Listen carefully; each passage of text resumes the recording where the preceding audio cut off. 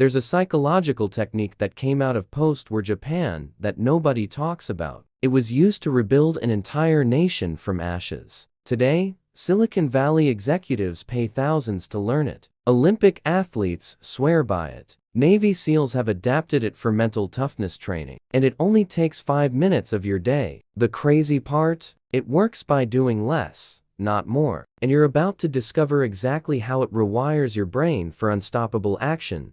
How one tiny mental shift turned samurai warriors into legends of discipline. Let me take you back to feudal Japan. Not the romantic version you see in movies. The real thing, where samurai warriors trained for decades to master a single fighting style. These guys didn't have motivational podcasts, no gym memberships, no life coaches. Yet they developed a level of discipline and performance that still intimidates us today. How? They discovered something about human psychology that modern neuroscience is only now confirming. Here's what they figured out. The human brain is wired to resist big changes. It's a survival mechanism. Back when we lived in caves, doing something dramatically different could get you killed. So your brain evolved to keep you safe by keeping you the same. That's why New Year's resolutions fail. Why you start strong and quit by February. Your nervous system literally treats change as a threat, and it will sabotage you every single time.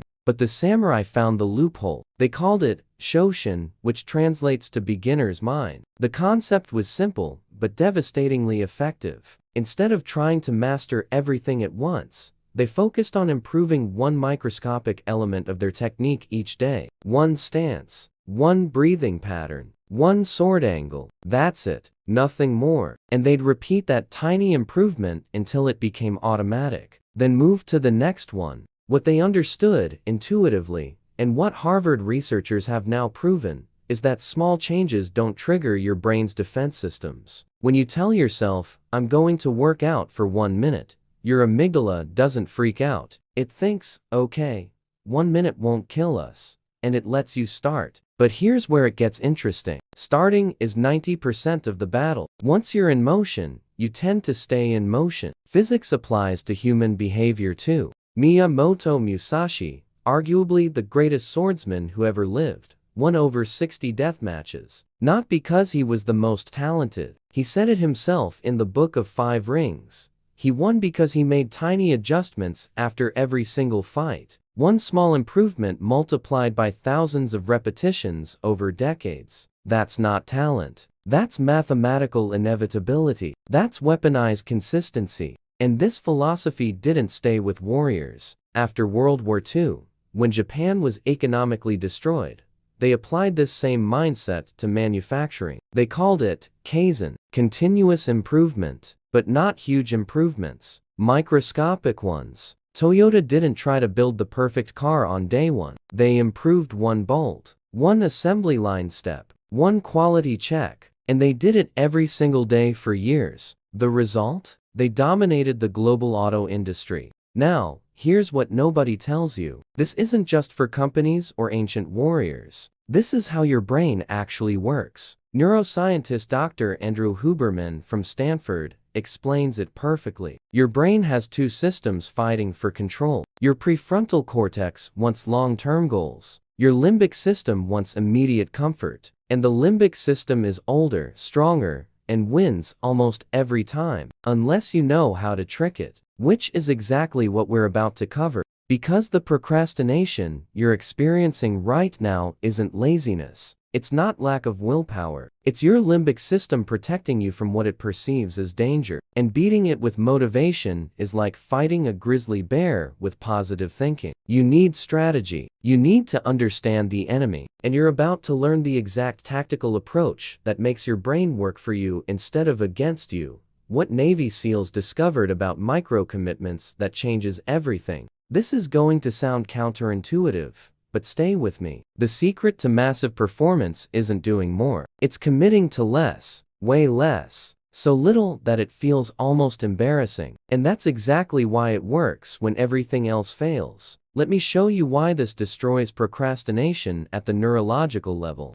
Your brain runs on a chemical called dopamine. Most people think dopamine is about pleasure. It's not. It's about motivation and reward prediction. When you complete a task, any task, your brain releases a hit of dopamine. That chemical makes you feel good and want to do it again. It's the same mechanism that makes video games addictive. Small wins, frequent rewards, dopamine loop. You get hooked. Now here's the problem with traditional goal setting. When you set a huge goal like lose 50 pounds or build $1 million business, your brain calculates the effort required, and it's massive. The dopamine reward is too far away. Your limbic system says, this is going to hurt for months before we see any payoff.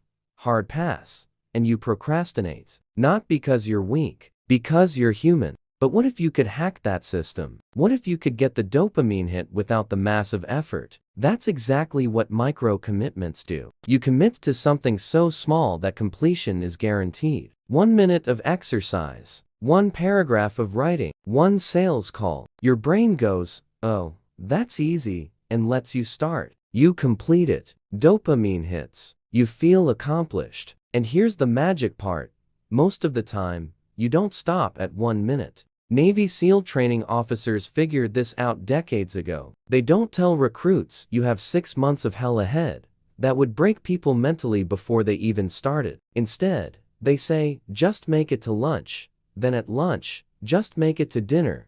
Breaking impossible into possible. And it works. 75% of people who quit SEAL training quit in the first week. Not because the training gets easier after that, because the ones who stay learn to think in micro-commitments. Stanford University ran a study on this. They took 2 groups of people who wanted to start exercising. Group 1 was told to work out 30 minutes a day. Group 2 was told to work out for just 1 minute, but they could continue if they wanted. After 90 days, Group 2 was exercising more than Group 1, significantly more, because they started without resistance, and momentum took over. This applies to literally anything you're avoiding right now. That business you want to start? Commit to 1 minute of work on it today. That book you want to write? 1 sentence. That skill you want to learn? 1 tutorial video. It sounds stupid. It feels like it won't matter. But you're not trying to accomplish the goal today. You're trying to remove the psychological friction that's keeping you stuck.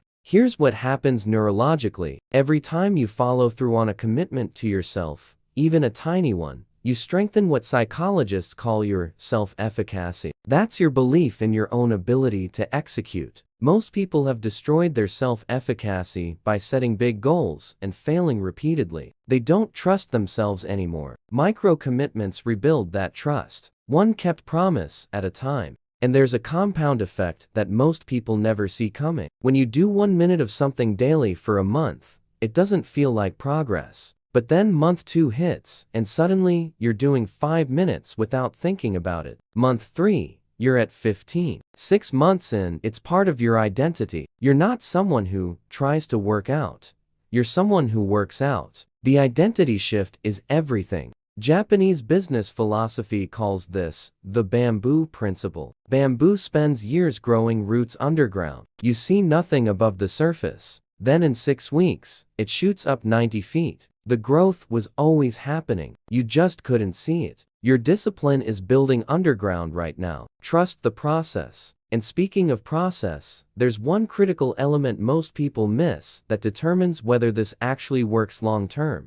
Why this 90-day challenge will make you unrecognizable if you don't sabotage it. Here's where most people screw this up. They understand the method. They start small, and then after 2 weeks, they get impatient. They don't see dramatic results. They think it's not working, so they either quit or they try to accelerate. They go from 1 minute to 30 minutes overnight, and they burn out because they didn't understand the most important part: latency of results. Let me explain this with a concept from physics. Water freezes at 32 degrees Fahrenheit. If you're cooling water from 70 degrees down, nothing visible happens at 60 degrees. Nothing at 50. Nothing at 40 or 35. The water looks exactly the same. Then you hit 32 and boom, solid ice. The transformation looks instant. But it wasn't. It was gradual the entire time. You just couldn't see it. Human performance works the same way. James Clear calls this the valley of disappointment.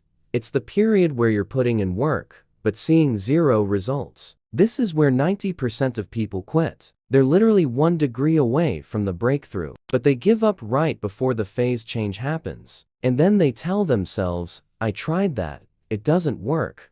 No, you tried it, and you quit before it worked. When Toyota first implemented Kaizen in their factories after the war, workers wanted to quit after the first month. They were making microscopic improvements, but the factory still sucked. Production was still slow. Quality was still bad. Management had to force people to trust the process. Then month 3 hit. Suddenly quality jumped. Efficiency doubled. Not because they changed the approach, because the compound improvements finally crossed the threshold of visibility. You need to understand this or you'll sabotage yourself. The first 30 days of a microhabit will feel pointless. You'll think, I'm only doing 1 minute.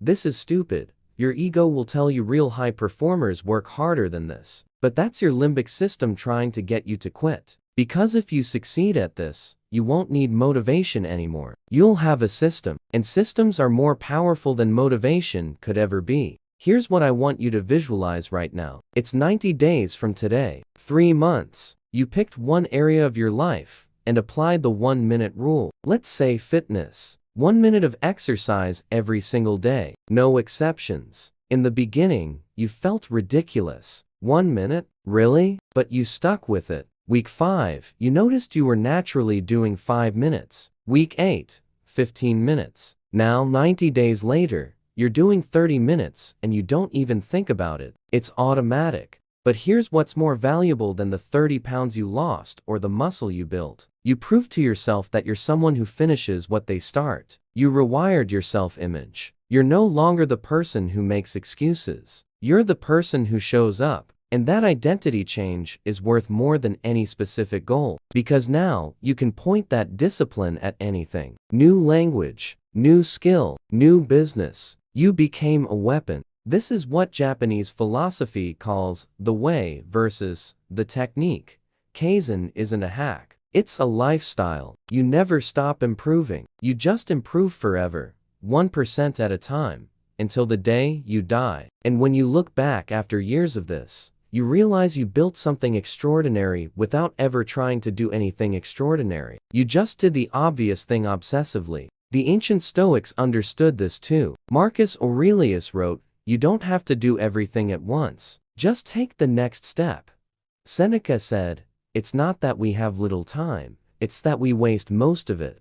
What they understood is that greatness isn't about intensity. It's about consistency applied over time that most people can't fathom. Most people can work hard for a week. Almost nobody can work consistently for a decade. That's the difference between dreamers and legends. So here's my challenge to you. 90 days. Pick one micro habit. 1 minute. Every day. No negotiations. No exceptions. Not even on your birthday. Not when you're tired. Not when you're busy. Especially when you're tired and busy. Because discipline isn't doing a lot when you're motivated. Discipline is doing the minimum when you're not. And after 90 days, come back and tell me who you became. Drop warrior in the comments and tell me what 1-minute habit you're starting today. Hit subscribe if you want more of this deep dive performance research. And if this clicked for you, share it with someone who's stuck right now. Sometimes people just need to know there's a simpler path. See you in the next one.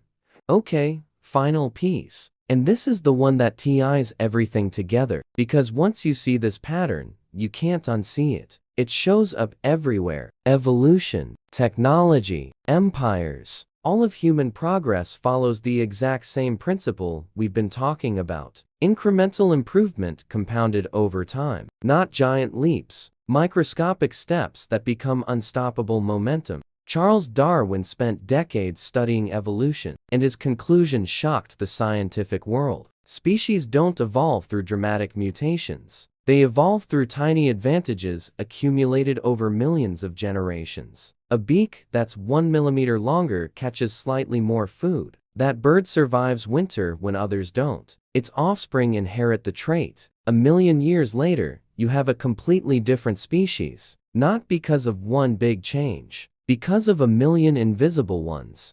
Technology works the same way. People think innovation is about eureka moments. Steve Jobs having a vision and boom, iPhone. But that's mythology. Jobs studied Japanese manufacturing in the 70s. He came back obsessed with Kaizen. Every iPhone was a tiny iteration on the last one. Better camera, faster processor, slightly improved design. Nothing revolutionary on its own, but compounded over 15 years, they changed human civilization. That's the power of marginal gains, executed religiously. Amazon is built entirely on this philosophy. Jeff Bezos doesn't try to revolutionize the company every quarter. He improves one thing: delivery time down by 1 day, website load speed up by 0.2 seconds, customer service response improved by 3%. Bezos calls it the flywheel effect.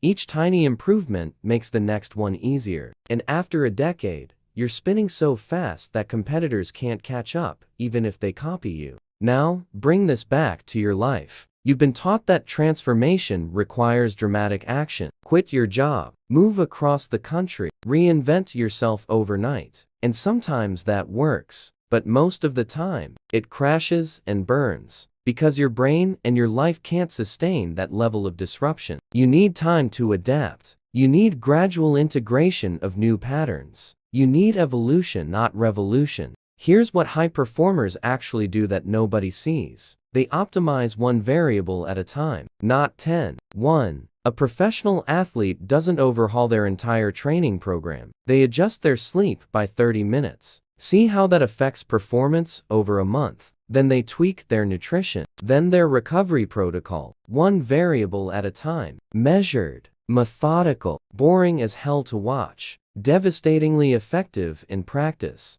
This is why most self-help fails you. It promises everything everywhere, all at once. Transform your life in 30 days. Your brain knows that's impossible, so it doesn't even try. But when someone tells you, improve one thing by 1% today, your brain goes, yeah, and do that. And you do. And tomorrow, you do it again. And 6 months from now, you're a different person. Not because you had a breakthrough, because you never stopped moving forward. The Japanese have a term for this that I love. Ganbat. It doesn't translate cleanly, but it basically means keep going.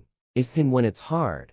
Even when you don't see progress, just keep going. It's not about intensity. It's about presence. Showing up. Doing the thing. Even when the thing feels meaningless. Especially when it feels meaningless. Because that's when character is built. You know what separates professionals from amateurs? Amateurs work when they feel inspired. Professionals work on a schedule. Amateurs do a lot when they're motivated. Professionals do the minimum when they're not. Amateurs need to see progress to continue. Professionals trust the process even in the dark. That's it. That's the whole game. And you can become a professional in your own life starting right now. So here's what happens next. You close this video and you have a choice. You can go back to waiting for the perfect moment, the perfect plan, the perfect version of yourself to show up. Or you can start so small that failure is impossible. 1 minute, 1 day, then another, and in 90 days, you look back and realize you just lived through the most important 3 months of your life. Not because something magical happened, because you finally stopped waiting for magic and started trusting math. The samurai knew this. The Stoics knew this. Modern neuroscience confirms it. And now, you know it too. The only question left is, will you actually do it? Because information without execution is just entertainment. And you didn't watch this far to be entertained. You watched because something in you knows you're capable of more. So prove it. To yourself. Nobody else matters. Just you. And the commitment you make right now to be 1% better tomorrow than you are today. Type START in the comments right now. Tell me which one habit you're committing to for the next 90 days. Subscribe to this channel if you want more of this research-backed performance content that actually works. And send this to someone who needs to hear it. Sometimes the best thing you can do for someone is show them that progress doesn't have to be painful. It just has to be consistent. I'll see you in the next video. Now go build something.